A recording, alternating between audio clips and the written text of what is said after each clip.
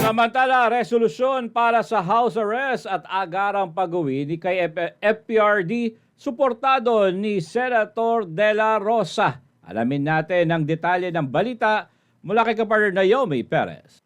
Buong suporta ang ibinibigay ni Senador Ronald Bato de la Rosa sa resolusyon na layong mapauwi sa Pilipinas si dating Pangulong Rodrigo Duterte at maisailalim ito sa house arrest. Basta importante andito siya sa ating bansa at kung ano mang may mangyari mo sa kanya na hindi maganda, andito lang siya. Ang Pilipino ay kagad ay andyan sa kanyang piling. Ipinahayag rin ang kanyang matinding pag-aalala at lungkot kaugnay ng posibleng kahinatnan ng dating Pangulo sakaling magtagal pa ito sa ICC.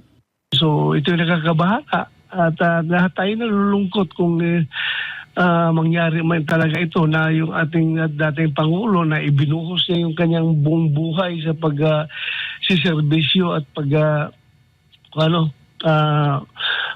ng paraan para mabigyan ng magandang buhay yung bawat Pilipino. Ngayon, hayaan na lang natin na mamatay doon sa ibang bansa at sa loob pa ng kulungan at hindi makauwi dito. Nakalungkot po. Ang hirap isipin. Kaya naman hinikayat ni De La Rosa ang mga kapwa mambabatas at iba pang sangay ng pamahalaan na bigyang halaga ang resolusyon na nagsasaad ng respeto at kooperasyon sa panawagan ng Senado para sa agarang repatriation ng dating Pangulo.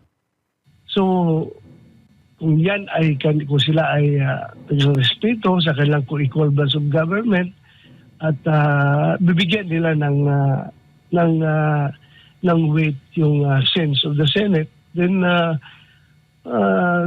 sana gagawa sila ng action according to the sense of the Senate. No?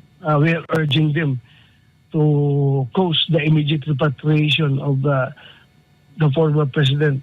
Dagdag pa niya, hindi na raw dapat palakihin pa ang usapin sa politika, soberanya o reconciliation. Dapat anya ay unahin ang makataong konsiderasyon, lalo pat karamihan sa mga senador ay makadiyos, makatao at makabayan. So nakikita ko, sigurado makakuha ng majority yan dahil ako tingin ko what bad will it give to the senators kung i-consider nila yung humanitarian na aspect na sitwasyon ngayon ni Pangulong Duterte. Nakalimutan na nila yung about sovereignty, about reconciliation. Ngayong lumalakas ang panawagan para sa house arrest at repatriation ni dating Pangulong Duterte, inaasahan ng ibang senador na makakakuha ito ng majority support sa Senado. Para sa kanila, ito ay hindi lamang usapin ng politika, kundi paggalang at pagiging makatao.